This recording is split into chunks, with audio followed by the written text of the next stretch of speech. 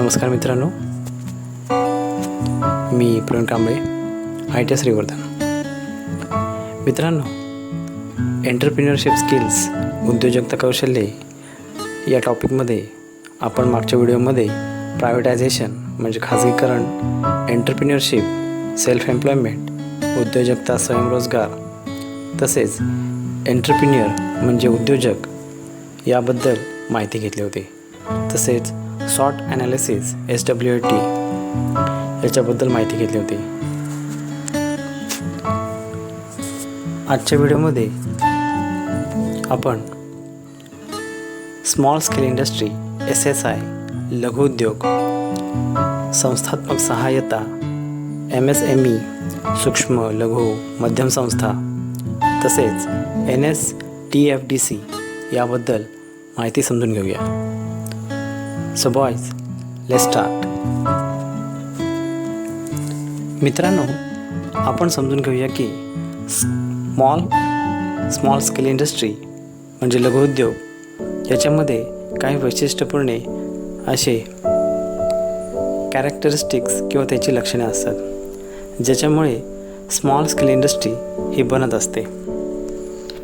आपण समजून घेऊया की लघुउद्योग ह्याच्यामध्ये अशी कोणती लक्षणे असतात ज्यामुळे लघुउद्योग हे वैशिष्ट्यपूर्ण होतात. सर्वात पहिले म्हणजे लघुउद्योगामुळे व्यक्तीला त्याच्या राहत्या ठिकाणी रोजगार उपलब्ध होतो. लघुउद्योगांना शासन विविध प्रकारे सहाय्य करते. लघुउद्योगामुळे बेकारीच्या राष्ट्रीय समस्येचे निर्मूलन होण्यास हातभार लागतो. देशाच्या विकास प्रक्रियेत लहान लहान घटक समाविष्ट होतो. लघुउद्योगांमुळे कलात्मक सुंदर वस्तूंचे उत्पादन केले जाते. त्यामुळे पारंपरिक कला व संस्कृती यांचे संवर्धन होऊन वाव मिळतो. शहरी व ग्रामीण असंतुलन कमी होण्यास थोड्याफार प्रमाणात मदत होते. कशामुळे? तर लघुउद्योगांमुळे. लघुउद्योगांमुळे देशाच्या निर्यातीत भर पडते. स्थानिक स्तरावरील मनुष्यबळाचा वापर होतो. तसेच भौतिक साधनांचा विकास होतो. सर्वसाधारण स्तरावरील लोकांमधील उद्योजकांना भरपूर प्रोत्साहन मिळून उद्योजकतेचे व्यापक विस्तार होतो. तसेच लघुउद्योजकामुळे खालच्या स्तरावरील लोकांना रोजगार उपलब्ध झाल्याने गुन्हेगारीस आळा बसतो. तर ही होते काही स्मॉल स्केल इंडस्ट्री म्हणजे लघुउद्योगांची वैशिष्ट्यपूर्ण लक्षणे. आता आपण लघुउद्योग उभारताना कोणत्या पायऱ्या असतात तसेच कोणत्या लघुउद्योग उभारणी प्रक्रियेतील मुख्य टप्पे असतात हे समजून घेऊया. तर मित्रांनो, सर्वात पहिले उत्पादन करावयाच्या वस्तूची निवड केली पाहिजे. म्हणजे नेमका कशाचा उद्योग करायचा हे सर्वप्रथम ठरवावे लागते. आपल्याजवळ विकण्यासारखे काय असणार आहे हे कळल्याशिवाय लघुउद्योजक उद्योगाला सुरुवात करू शकत नाही. तर नंबर 2, उत्पादनाचे स्थान निश्चित करणे. म्हणजे त्यानंतर उत्पादन नेमके कोठे करायचे आहे हे ठरवावे. उत्पादनाचे स्थान निश्चित करताना खालील गोष्टी विचारात घ्याव्यात. कोणत्या? तर कच्च्या मालाची उपलब्धता आहे का? वाहतुकीच्या सोयी उपलब्ध आहेत का? वीज, इंधन, पाणी उपलब्ध आहे का? बाजारपेठ किती लांब आहे? पुरेसे मनुष्यबळ आहे का? त्याच्यानंतर प्रकल्प अहवाल तयार करणे म्हणजे प्रोजेक्ट रिपोर्ट बनवणे. विविध सरकारी संस्थांकडून सोयीसुविधा, कर्ज परवानग्या मिळवण्यासाठी योग्य प्रकारे प्रकल्प अहवाल तयार करणे आवश्यक आहे. त्याच्यानंतर अस्थायी नोंदणी करणे. म्हणजे पुढे जाऊन शासनाची मदत हवी असल्यास शासन दरबारी आपल्या उद्योगांची नोंदणी करून ठेवणे अत्यंत आवश्यक असते. उद्योगांची नोंदणी शक्यतो करावीच. त्यानंतर पुढचा टप्पा येतो NOC घेणे, म्हणजे नॉन ऑब्जेक्शन सर्टिफिकेट. प्रत्येक उद्योगाने स्थानिक स्वराज्य संस्थेचे ना हरकत प्रमाणपत्र मिळवणे आवश्यक असते. त्यानंतर शासकीय परवानगी. आपण निर्माण करू इच्छिणारी वस्तू कुठल्या तरी शासकीय नियमांशी संबंधित असते, त्यामुळे त्या शासकीय कायद्यानुसार परवानगी घ्यावी. नंतर भांडवल उभारणी करणे. उद्योग उभारणीतील ही प्रक्रिया अत्यंत महत्त्वाची असून कठीण पण असते. स्वतःचे प्रयत्न याशिवाय विविध शासकीय महामंडळे, बँका यांच्या सहाय्याने भांडवल उभारणी करणे. नंतर सुयोग्य व्यवस्थापन. यानंतर कच्चा माल शोधणे, त्यावर प्रक्रिया करणे, कामगार निवडणे, सांभाळणे इत्यादी बाबींचे सुयोग्य व्यवस्थापन करणे. या सर्व बाबी लघुउद्योग उभारणी प्रक्रियेमध्ये आवश्यक असतात. मित्रांनो, मगाशी आपण प्रकल्प अहवाल हा एक प्रक्रिया समजून घेतली. त्यामध्ये नक्की प्रकल्प अहवाल म्हणजे काय, किंवा लघुउद्योगाच्या प्रकल्प अहवालात कोणकोणत्या माहितीचा अंतर्भाव होतो हे आपण समजून घेऊया. प्रकल्प अहवाल. कुठलाही उद्योग सुरू करणे किंवा उभारणे ही एक दीर्घकालीन योजना असते. ही योजना किंवा प्रकल्प कसा असणार आहे याचा आराखडा म्हणजे प्रकल्प अहवाल होय. प्रकल्प किंवा उद्योग प्रत्यक्षात अस्तित्वात आणण्यासाठी उद्योजकाला अनेक संस्थांकडे जावे लागते. तेथील अधिकाऱ्यांचे, त्यांच्या शंकांचे पूर्णपणे निरसन करावे लागते. तरच आर्थिक परवानगीचे किंवा इतर सहाय्य सुलभतेने मिळते. त्यामुळे जर उद्योजकाला स्वतःला योग्य प्रकारे प्रकल्प अहवाल तयार करता येत नसेल तर लघुउद्योग सेवा संस्थांची किंवा निरनिराळ्या मार्गदर्शक संस्थांची मदत घेऊन तो तयार करणे अधिक फायदेशीर ठरते. आता आपण प्रकल्प अहवालात नक्की कोणत्या आवश्यक माहिती अंतर्भूत केल्या पाहिजेत ते जाणून घेऊया. सर्वात पहिले उत्पादन कोणते असणार आहे व किती प्रमाणात उत्पादन घ्यायचे आहे. त्यानंतर भांडवल नेमके किती लागणार आहे आणि त्यासाठीचे कर्जफेडीची नेमकी व्यवस्था कशी असणार आहे. कच्च्या मालाची उपलब्धता, आवश्यक मशिनरीची व्यवस्था कशी करण्यात येणार आहे. कुशल कामगार सहज उपलब्ध होणार का, तसेच ते टिकवण्यासाठी काय योजना आहे. उत्पादनाचा खर्च, व्यवस्थापनाचा खर्च, कर्मचारी, सर्व प्रकारचे कर यासाठीची आर्थिक तजवीज कशी करणार आहात. वस्तूंची विक्री किंमत किती ठेवणार. नफ्याची टक्केवारी म्हणजेच निव्वळ नफा किती अपेक्षित आहे. तसेच सर्वात महत्त्वाचे म्हणजे उद्योगाची जागा स्वतःचीच की भाड्याची असणार आहे, कोठे असणार आहे इत्यादी वगैरे वगैरे. अर्थात हा सर्व विचार कुठल्याही उद्योजक स्वतंत्रपणे करीत असतोच. मात्र जर त्याला सरकारचे किंवा अन्य संस्थांचे सहाय्य हवे असेल तर ही सर्व माहिती अहवालाच्या स्वरूपात नीटनेटकी मांडून तयार करावी लागते.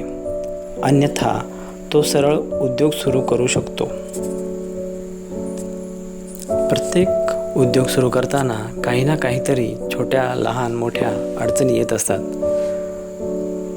आता या उद्योगामध्ये किंवा लघुउद्योगामध्ये नक्की प्रमुख समस्या काय असतात, त्यांच्या विक्रीमध्ये कोणत्या अडचणी येतात, त्यांना निर्यातीमध्ये कशा प्रकारचे प्रोत्साहन दिले जाते, म्हणजेच what are the major problems in the area of marketing for the small scale industries, as well as what are the initiative or incentives are provided for the exports or export.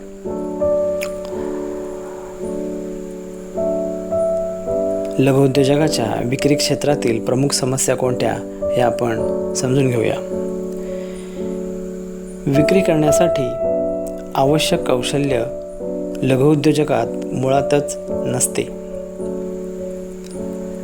उत्पादित वस्तूंची बाजारपेठ व बाजारभाव यांची संपूर्ण माहिती लघुउद्योजकाला असणे.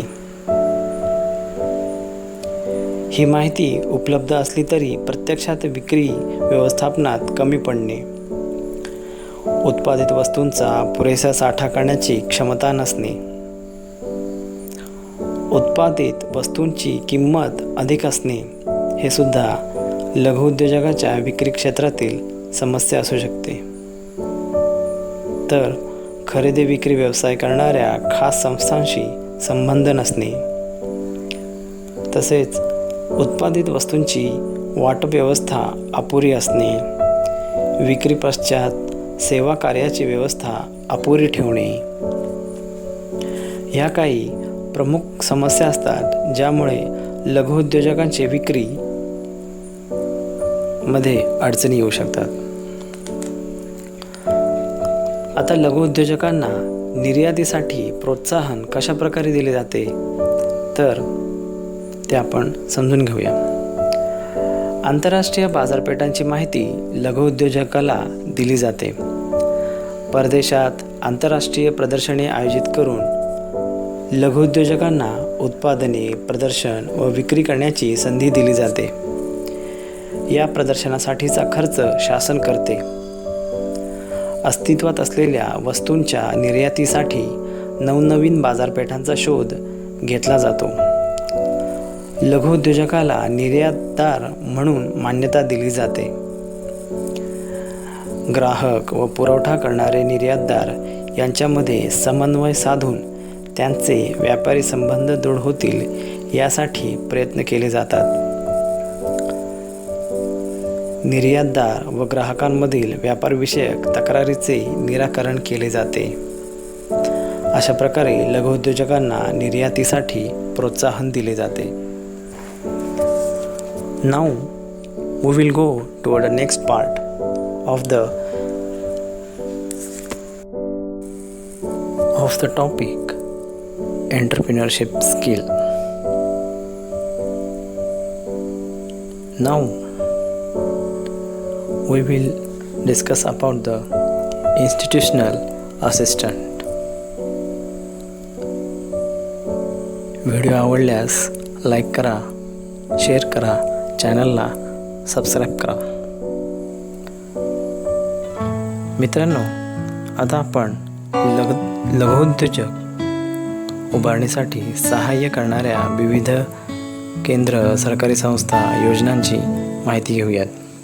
That means we will discuss about the central government of organization schemes which provide assistance in setting up of small industrial units.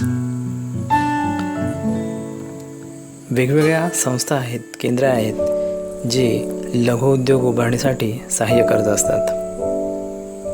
जसे की जिल्हा उद्योग केंद्र, डिस्ट्रिक्ट इंडस्ट्रियल सेंटर DIC, भारतीय लघुउद्योग विकास केंद्र किंवा विकास bank, small industries development bank of India SIDBI, राष्ट्रीय लघुउद्योग महामंडळ means national small industries corporation limited NSIC, लघुउद्योग विकास संस्था small industries development organisation SIDO, सूक्ष्म लघु मध्यम उद्योग मंत्रालय, ministry of micro small medium enterprises, ministry of MSME, तसेच राष्ट्रीय अनुसूचित जाती वित्तीय आणि विकास महामंडळ, national schedule caste finance and development corporation NSFDC. आता आपण लघुउद्योग क्षेत्रात स्थापन करण्यासाठी किंवा उद्योग स्थापन करण्यासाठी मदत करणाऱ्या संस्था कोणत्या आहेत त्यांच्याबद्दल काही माहिती जाणून घेऊया. मगाशी सांगितल्याप्रमाणेच राष्ट्रीय औद्योगिक विकास महामंडळ म्हणजेच national industrial development corporation NIDC याची स्थापना ऑक्टोबर 1945 रोजी झाली.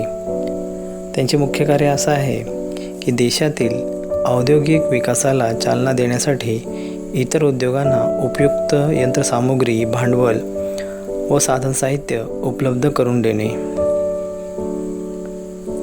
तसेच राष्ट्रीय लघुउद्योग महामंडळ national small industries corporation NIDC याची स्थापना ऑक्टोबर 1965 मध्ये झाली. याचं मुख्य कार्य लघुउद्योगांना भाडे करारावर अथवा सुलभ हप्त्याने यंत्रसामुग्री उपलब्ध करून देणे, आयात केलेला कच्चा माल, दुर्मिळ माल उपलब्ध करून देणे. पुढची संस्था आहे राज्य वित्तीय महामंडळ स्टेट फायनान्शियल कॉर्पोरेशन SFC याची स्थापना 1951 झाली. मुख्य कार्य आपल्या राज्यातील मध्यम पातळीवरील व लघुउद्योगांच्या विकासासाठी आर्थिक मदत उपलब्ध करून देणे. तसेच राष्ट्रीयकृत बँका नॅशनलाइज्ड बँकसुद्धा सहकार्य करतात, जशा की state bank of India, central bank, union bank या सर्व राष्ट्रीयकृत बँका उद्योजकांना व व्यावसायिकांना कर्ज पुरवठा करतात. पुढची बँक भारतीय कृषी आणि ग्रामीण विकास बँक, तिलाच national bank of agriculture and rural development NABARD.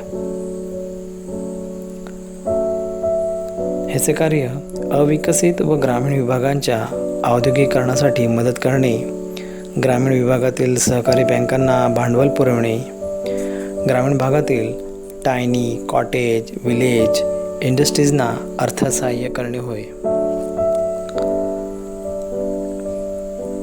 तसेच पुढची बँक आहे भारतीय औद्योगिक विकास बँक म्हणजेच industrial development bank of India IDBI. मागास विभागासाठी कार्य करणारी ही विकास बँक आहे. विकसनशील क्षेत्रात प्रकल्प स्थापन करणाऱ्या उद्योजकाला कर्ज पुरवठा करणे हे याचं कार्य आहे. पुढची संस्था आहे लघुउद्योगांना सहकार्य करणारी भारतीय लघुउद्योग विकास बँक म्हणजेच small industries development bank of India SIDBI. याची स्थापना 2 एप्रिल 1990 रोजी झाली. यांचे मुख्य कार्य सूक्ष्म, लघु, मध्यम उद्योग म्हणजेच MSME क्षेत्रातील उद्योगांच्या संपूर्ण आर्थिक समस्या निराकरण करण्याचे काम MSME करते. ह्या होत्या वेगवेगळ्या संस्था ज्यांची लघुउद्योग क्षेत्रात उद्योग स्थापन करण्यासाठी मदत होते. आता आपण बघूया SIDBI म्हणजेच small industries development bank of India, भारतीय लघुउद्योग विकास बँक याची उद्योगांना कशा प्रकारे मदत होते ही समजून घेण्याचा प्रयत्न करूया. याची स्थापना 2 एप्रिल 1990 रोजी झाली.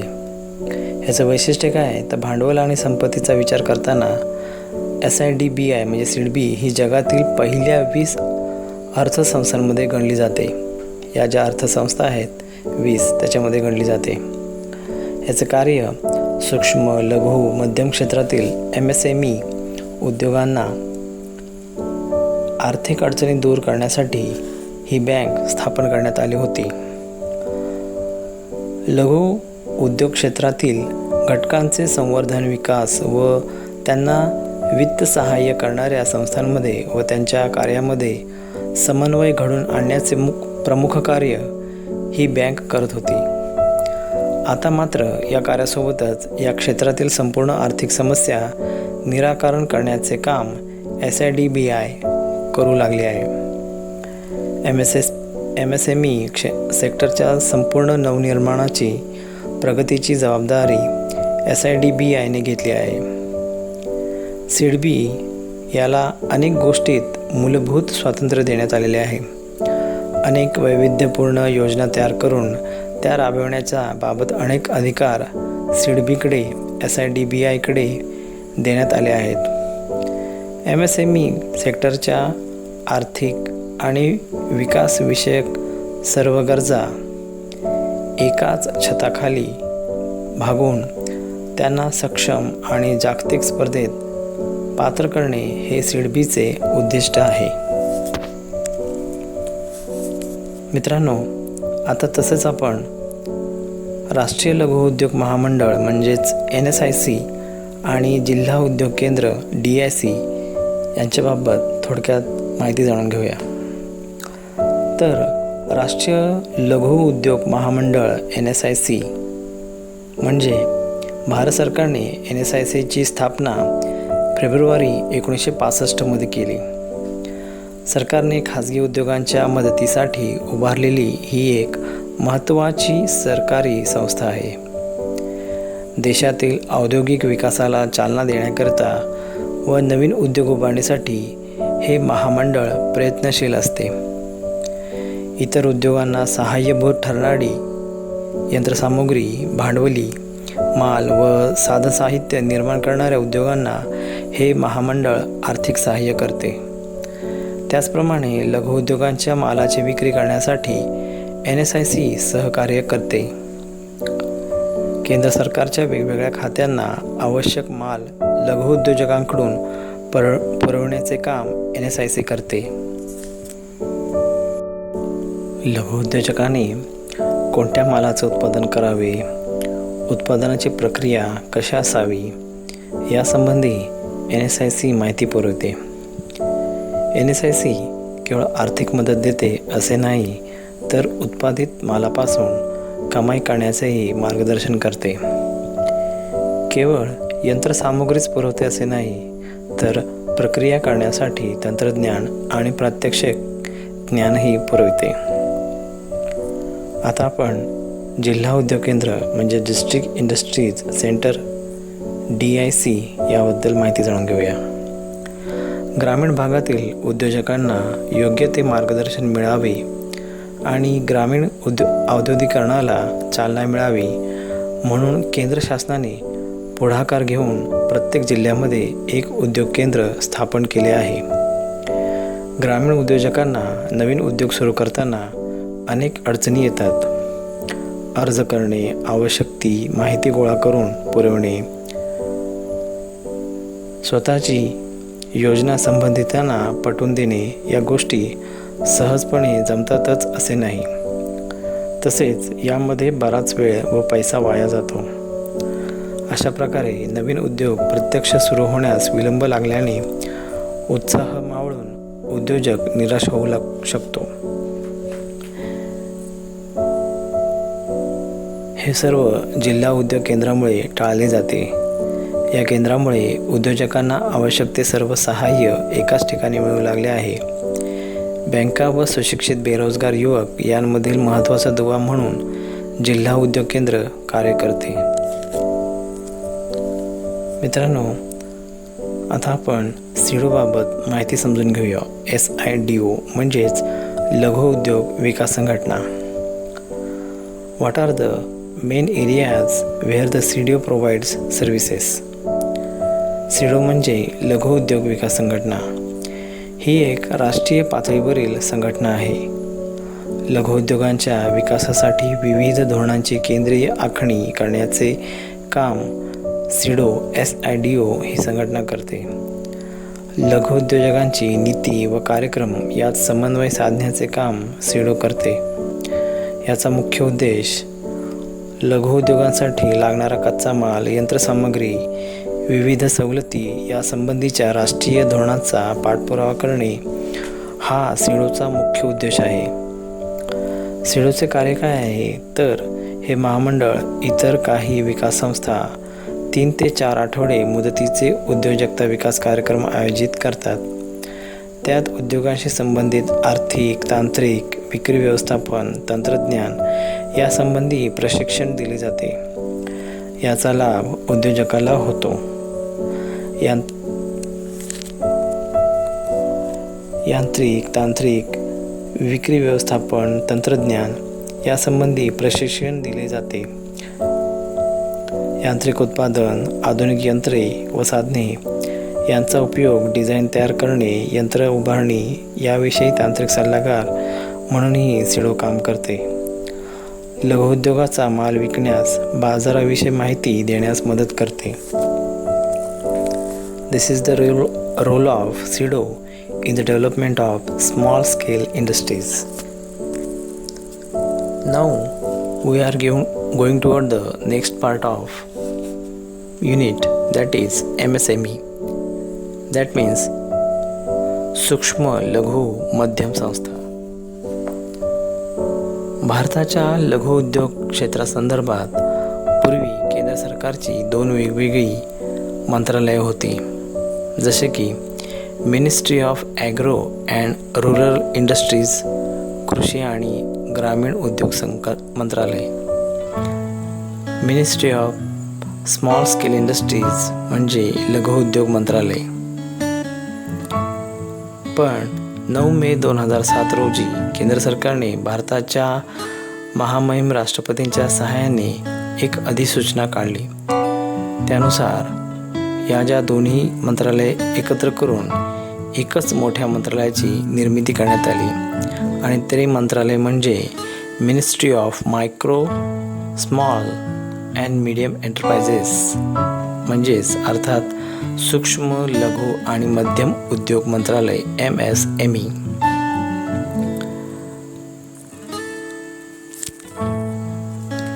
आता आपण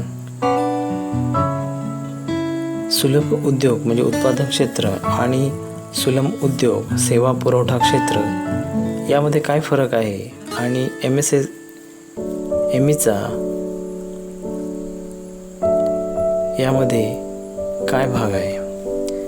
MSME मॅन्युफॅक्चरिंग म्हणजेच industries act development and regulation 1951 मधील विभाग 1 नुसार निर्देश केलेल्या वस्तूंचे उत्पादन करणारे उद्योग हे उद्योग त्यातील कारखाना आणि यंत्रसामुग्री यात गुंतवलेल्या भांडवलाच्या किमतीनुसार वर्गीकृत केले जातात. तर MSME रीडायरिंग सर्व्हिसेस यानुसार म्हणजेच 1951च्या कायद्यानुसार निर्देश केलेल्या सेवा पुरवठा करणारे उद्योग हे उद्योग त्यातील साहित्य सामुग्रीवर गुंतवलेल्या भांडवलाच्या किमतीनुसार वर्गीकृत केले जातात. आता आपण भारतीय अर्थव्यवस्था आहे त्याच्यामध्ये सूक्ष्म, लघु आणि मध्यम उद्योग नेमकी कोणती भूमिका बजावतात, त्यांचा अर्थव्यवस्थेला काय फायदा होतो हे समजून घेऊया. देशाचा विकास आणि आर्थिक वाढ घडवून आणण्याचे MSME क्षेत्रातील उद्योग मोलाची भूमिका बजावतात. खरं तर ते विकासाचे इंजिनच आहेत. देशाच्या एकूण उत्पादनात निव्वळ किमतीचा विचार केल्यास 39% जवळजवळ एवढा मोठा वाटा MSME क्षेत्रातील उद्योग बजावत आहेत. देशाच्या एकूण निर्यातीचा विचार केल्यास 33% एवढा मोठा वाटा MSME क्षेत्रातील उद्योग बजावत आहेत. कमी भांडवलाचा वापर करून मोठ्या संख्येत रोजगार निर्मिती हे MSME क्षेत्रातील उद्योगांचे सर्वात महत्त्वपूर्ण कार्य आहे. सर्वात मोठ्या उद्योगधंद्याच्या एकूण रोजगार क्षमतेच्या 4 पट एवढ्या संख्येने MSME क्षेत्रातील उद्योगामध्ये रोजगार क्षमता आहे. उपलब्ध आकडेवारीनुसार भारतात एकूण 12 ते 8 दशलक्ष संख्येत MSME क्षेत्रातील उद्योग असून त्यातून एकूण 31 दशलक्ष लोक रोजगार मिळवतात. यामध्ये निरंतर वाढ होतच आहे. ही आकडेवारी केवळ नोंदणीकृत उद्योगांची आहे. त्या व्यतिरिक्त ज्या सूक्ष्म, लघु, मध्यम उद्योगांची नोंदणी केलेली नाही त्या उद्योगांची संख्याही प्रचंड मोठी आहे. ही संख्या लक्षात घेतल्यास MSME क्षेत्रातील उद्योगांची भारतातील अर्थव्यवस्थेत बजावलेली भूमिका किती महत्त्वपूर्ण आहे हे सहजच लक्षात येईल. Now we will discuss about what are the main services retained by the development commissioner that is MSME. म्हणजेच MSMEच्या विकास आयुक्तामार्फत कोणकोणत्या मुख्य सेवा पुरवल्या जातात हे समजून घेऊया. MSMEचे विकास आयुक्त हे देशातील MSMEच्या प्रगतिशील उत्प्रेरकाचे कार्य करीत असतात. जसे की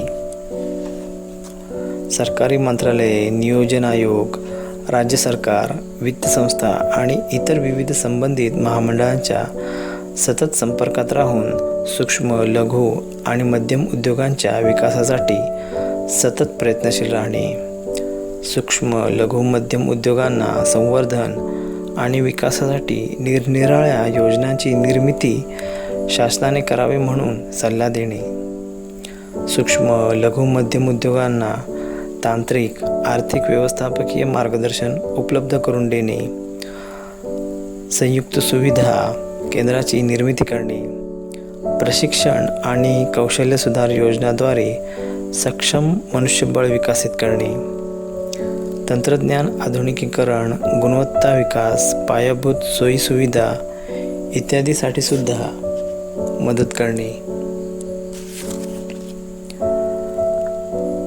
तसेच अर्थविषयक माहिती केंद्राची सुविधा उपलब्ध करून देणे, निरनिराळ्या योजनांचा समन्वय साधून अंमलबजावणी करून छोट्या पूरक उद्योगांना मोठ्या कंपनीमध्ये रूपांतरित करणे. ह्या सर्व सोयीसुविधा MSMEच्या विकास आयुक्तांमार्फत मुख्य सेवा पुरवल्या जातात. नाव we are going toward the ending part of the entrepreneurship skill, that is NSTFDC, म्हणजेच राष्ट्रीय अनुसूचित जाती वित्तीय आणि विकास महामंडळ.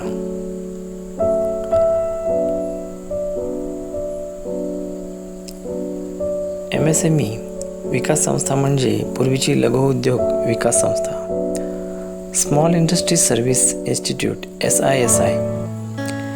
ह्याचं कार्य आहे गुणवान उद्योजकांना सहाय्य मार्गदर्शन करणे, निर्यातीस चालना देणे, सहाय्यक उद्योगांचा विकास करणे, सामाजिक सुविधा, कर्मशाळा, प्रयोगशाळा निर्माण करणे, प्रकल्प अहवाल तयार करण्याला मदत करणे, उद्योजकता विकास कार्यक्रम राबवणे, व्यवस्थापन विकास कार्यक्रम राबवणे, ऊर्जा संवर्धन, पर्यावरण संरक्षण करणे, संभाव्य उद्योगांसाठी पाहणी करणे, उद्योजकांना आर्थिक सल्ला माहिती देणे, ठराविक उद्योगांची स्मरणिका किंवा डिरेक्टरी तयार करणे, उच्च दर्जाची तांत्रिक मदत करणे आणि बाजारपेठांचे सर्वेक्षण करणे. आता NSTFDC आणि त्यांचे वेगवेगळी काय कार्य आहेत, त्यांचं अर्थसहाय्य प्रक्रियेत काय मुद्दे येतात ते जाणून घेऊया. राष्ट्रीय अनुसूचित जाती वित्त आणि विकास महामंडळ, national schedule tribes finance and development corporation NSTFDC. याची स्थापना केंद्र सरकारच्या सामाजिक न्याय सक्षमीकरण मंत्रालयाच्या अधिपत्याखाली 8 फेब्रुवारी 1989 रोजी या महामंडळाची स्थापना झाली. दारिद्र्य रेषेखालील अनुसूचित जातींच्या व्यक्तींना आर्थिकदृष्ट्या सक्षम करणे, त्यासाठी अल्प व्याजदराने अर्थसहाय्य देणे, भांडवल उभारणीस चालना देणे, नफा कमवणे हा या महामंडळाचा उद्देश नाही. म्हणजे नफा कमवण्यासाठी या संस्था नाही आहेत. या योजनेअंतर्गत अर्थसहाय्य प्रक्रियेतील पुढील काही ठळक मुद्दे आहेत.